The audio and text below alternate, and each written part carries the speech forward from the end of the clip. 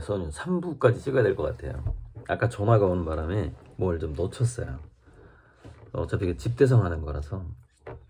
이건 제가 그동안 화가가 되기로 하고 미대 입시를 준비하던, 실은 1988년 가을부터 준비했거든요. 미술학원을 다니기 시작한 게. 그러니까 9, 10, 11, 12니까 34년, 그러니까 약 33년 이상의 고민의 집대성이죠. 좋은 화가가 된다라는 것은 어떤 조건이 필요한 것인가. 약 20가지 조건이 필요하다 이거예요. 그 시대를 대표하는 화가가 된다라는 것이. 그리고 그렇게 되기 위해서 제가 노력해왔고, 다행히 운이 좋아야죠. 그것은 자기가 노력한다고 되는 부분이 아니고 좀 타고난 운이 좋아야죠. 네. 저는 정말 신의 가호와 운과 사주팔자와 정말 모든 조건이 너무 좋았던 상황이고, 어렸을 때 그 가난한 집에서 태어난 것도 사실 좋은 화가가 되기 위한 조건이거든요. 부잣집에서 태어나서 서울예고 선화예고 나와서 미술대학생이 되면은 일랑 선생님 저한테 한 말이 있어요. 이제 여러 제자들 있는 데서, 니네들 서울예고 선화예고 나온 애들 잘 생각해 봐야 돼. 왜 예고 출신이 좋은 작가들이 안 나오지? 그런 말을 한 적이 있어요. 근데 그 여러 가지 원인이 있는데, 제가 약 20여 가지의 이 조건을 쭉 나열하면서 기법과 기술이 가장 하위의 차원이다라고 말씀을 드렸는데, 바로 예중예고에서 바로 그 기법 가장 하위 차원을 너무 강조해 버리는 거예요, 학생들한테. 그러니까 더 중요하고 본질적인 것에 초점을 맞추고 정말 수십 년 이렇게 노력을 해야만이 그 시대적인 화가가 되는 것인데, 중요하지 않은 것에 너무 초점을 맞추라고 이게 선생들이 해버리는 거죠. 그래서 어려워지는 거예요. 그러니까 오히려 고호나 이렇게 비전공자들이 그 미술사에 이렇게 남는 경우가 바로 그런 것들이죠. 전공을 안 했기 때문에 오히려 더 중요한 것을 발견할 기회가 더 생겼던 것이죠. 그게 가난한 밑바닥 생활이라든가 뭐 여러 가지, 물론 그들에게도 스승은 있었죠. 근데 고호 같은 경우에도 아마 책 속에서 스승을 만났을 거예요. 책에서. 정말 사람이 책을 만들고 책은 사람을 만든다. 정말 중요한 명언이죠. 예전에도 다 그 선배들의 그 책이 있었으니까 귀했죠. 귀하긴 했죠. 셰익스피어 시대에도 굉장히 귀했죠. 그래서 제가 놓쳤던 게, 사역의 육법 신미성을 얘기하다가 굉장히 이제 사역이 했던 중요한 얘기가, 그러니까 한 화가가 이렇게 이 신미성에서 좋은 화가가 되려면 6가지의 그 어떤 품격, 그 다음에 기능, 또 힘, 어떻게 보면 육법, 육요 이렇게 부르는데, 요건, 육요, 요건, 필요 조건, 그게 사역의 육법이란 말이죠. 근데 그 육법에 대해서 이렇게 나옵니다. 회화 창작의 요체로서 서술된 육법 때문이다. 육법은 그림을 그릴 때 꼭 있어야 할 6가지의 창작 원칙으로 종래 여러 가지 어휘로 표현되었던 사항들을 6가지로 사역이 정리를 한 거죠.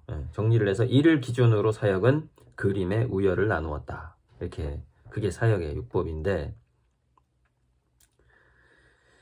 이때부터 기운생동과 같은 미학적 개념이 등장하게 되었다. 고화품록의 서문은 아래와 같다.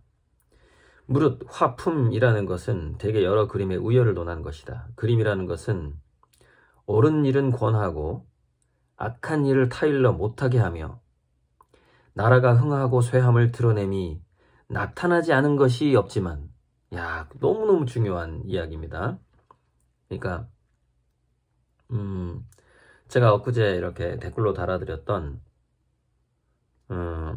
아트 기반 화폐, 그러니까 그림 보니 기축통화, 저는 그 단순한 화폐로 끝나지 않고 기축통화가 될 거라고 보고 있어요. 그리고 그 기축통화의 그림 본위 중에서 그 그림 본위의 기축이 제 그림이 된다라는 거예요. 그렇게 이제 이 운명처럼 가고 있는 것이고, 자, 그래서 그 논문의 맨 뒤에 보면 그 사람이 그래요. 국가가 막 찍어내는 그 화폐는 자본주의 타락을 부른다 이거예요. 파국을 부른다 이거예요. 근본위 화폐라는 것은 금이 가지고 있는 한계 때문에 불가능하다 이거예요. 비트코인이라든가 암호화폐는 내재 가치가 없기 때문에 안 된다 이거예요. 세 가지가 안 된다 이거예요. 다 망하게 돼 있다. 자, 근본위는 망하진 않았지만 포기할 수밖에 없는 상황이 되는 것이고, 국가가 찍어내는 화폐하고 암호화폐는 망하는 거죠. 그냥 망하는 거예요. 파국이에요.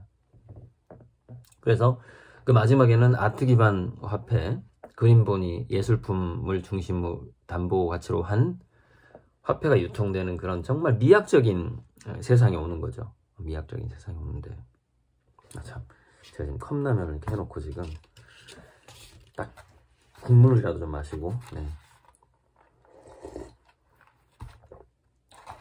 컵라면 에다가 제가 이렇게 밥 시켜주는 사람, 차려주는 사람이 없으면 이렇게 때웁니다.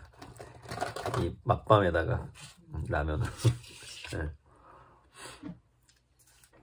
그래서 사실 제 건강을 위해서라도 이게 이 먹을 걸 챙겨주는 사람이 필요해서 이제 그 일을 하기 위해서 박 실장이 온 거거든요.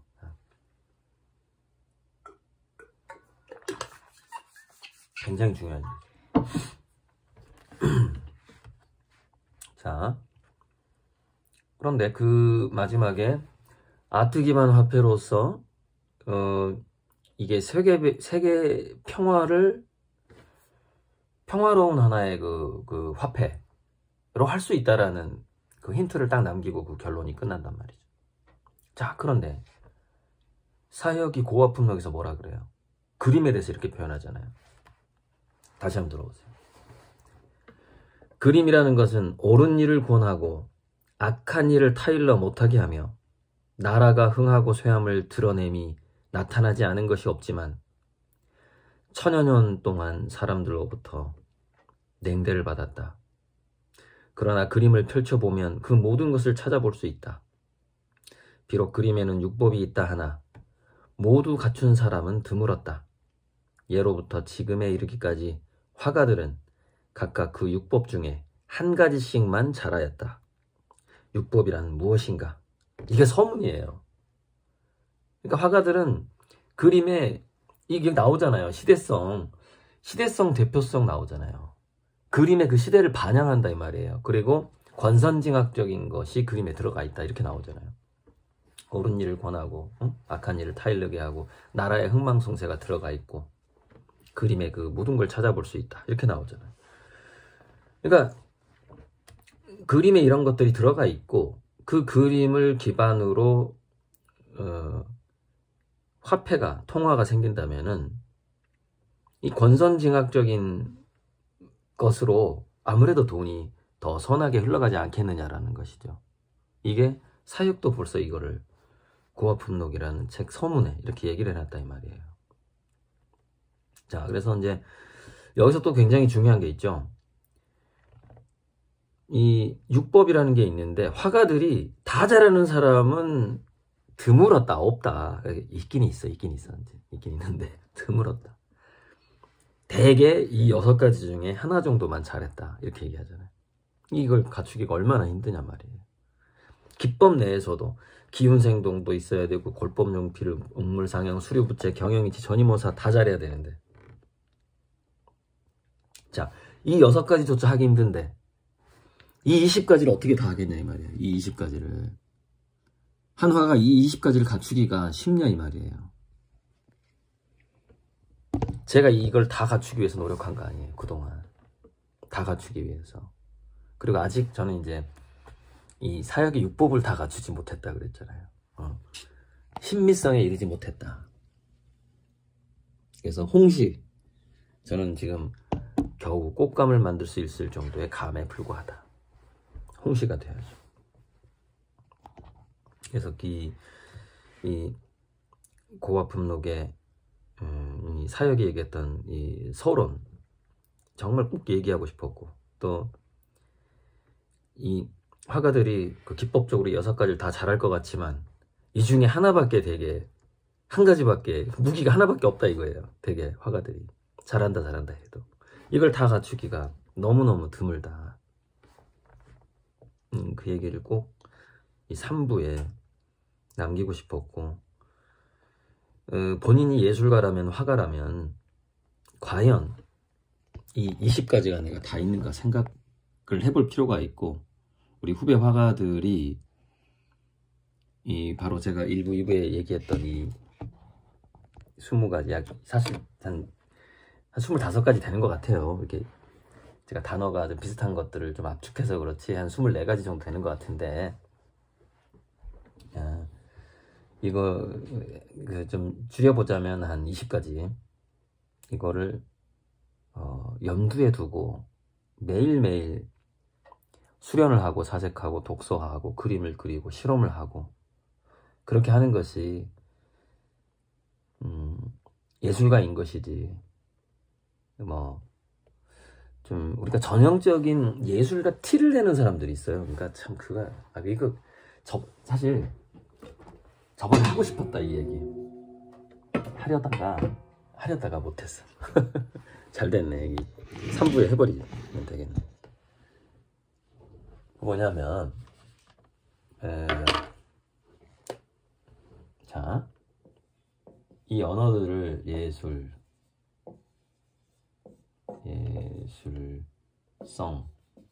또는 예술적인 이런 단어들이 이제 좀 다르잖아요. 예술가, 이 3가지가 좀 다르단 말이에요. 이게. 예. 좀 전혀 틀리다고 볼 수도 있고. 그러니까 여기서 우리가 이제 보통 이 3가지를 정리를 할 때 예술이라는 건 그야말로 그냥 정의적인 개념이죠. 근데 이거의 그 범위는 어디까지인가는 정해져 있지 않아요.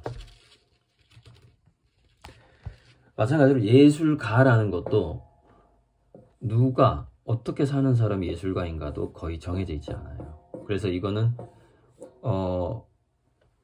지금은 모든 사람들이 모든 사람들이, 즉 인간 자체가 예술가다. 인간 삶 자체가 이렇게 정의를 하죠. 저도 그냥 이렇게 보는 편이에요. 이렇게. 그래서 여기서 이제 한 가지 파생이 되죠. 그 예술가인 척 하는 스타일이 있어요. 그러니까 예술가인 척 하는 스타일이 있어요. 여기에 속으면 안 돼요. 여기에. 그래서 예술가인 척, 나 예술가야, 그걸 팔아먹는 사람들이 있어요. 이렇게. 약간 그 전형, 약간 구닥다리 같은 느낌도 좀 있고 뭐 있잖아요. 거기에 좀 이게 모르는 사람들 넘어가. 근데 우리가 예술이라는 것은 정치보다 정치한 것이라고 하죠.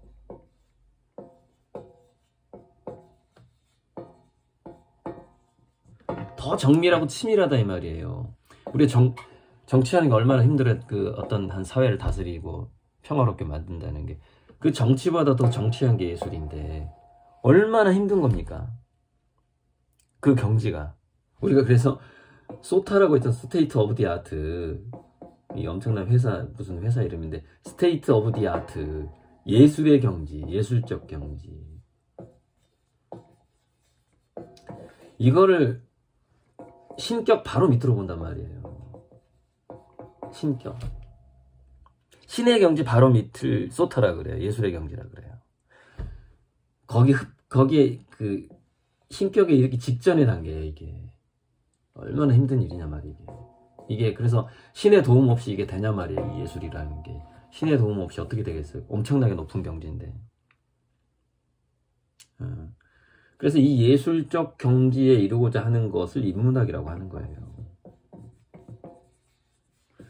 인간이 왜 그렇게 치열하게 공부하고 수련하고 아무튼 그게 뭐 이렇게 무술까지 다 포함해서 수도하고 신선이 되려고 하고 그런 게 다 인문학인데, 포괄적인 인문학. 거기서 사람은 정말 이 신이 되고 싶죠. 공신도 되고 싶고 다 되고 싶지만 거기까지 못 가요. 못 가. 인간은 항상 최고점에 도달하면은 인문학의 최고점은 여기까지 못 가니까 어차피 못 넘어가. 뭐 죽어야 돼. 죽었다 깨어나도 안 돼. 예. 그래서 예술적 경지에 머무르 가고자 하는 것, 이것이 이제 우리가 그걸 인문학이라고 하는 것이다. 그리고 시대별로 예술성이라는 게 바뀌어 온단 말이에요. 그게 그러니까 시대성이 바뀌는 거예요. 시대성.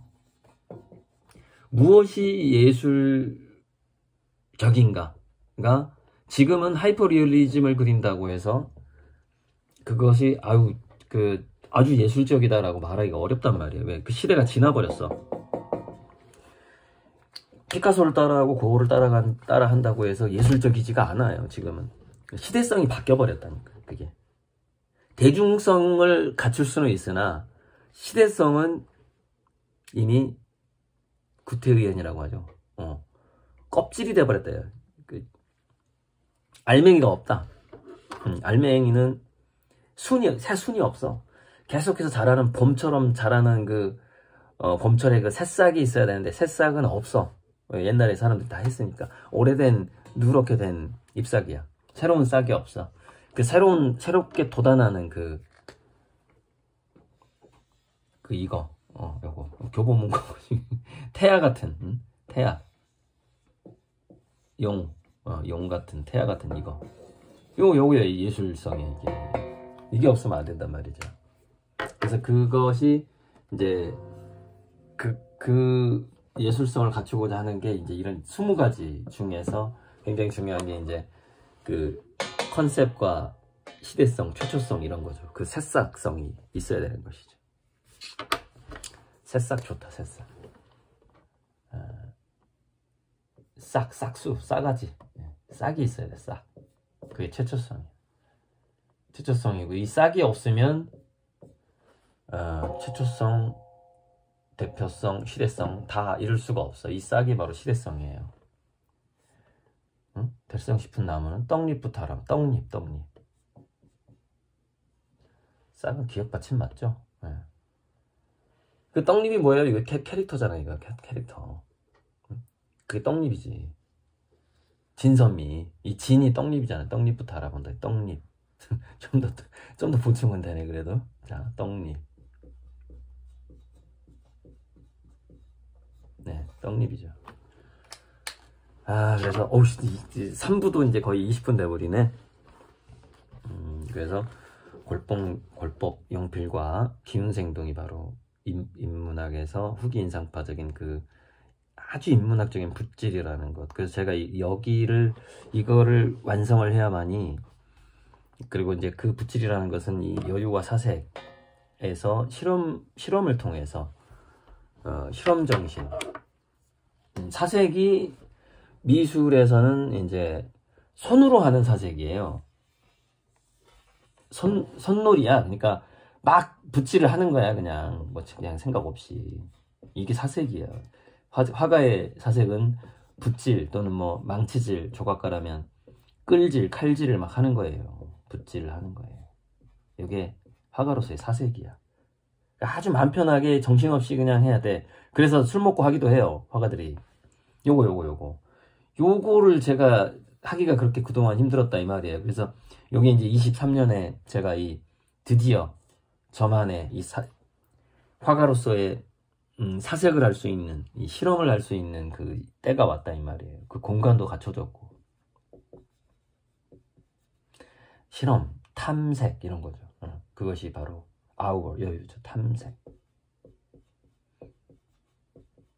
이 실험과 탐색이 없으면 뭐가 안 나와요? 네, 시리즈가 안 나와요.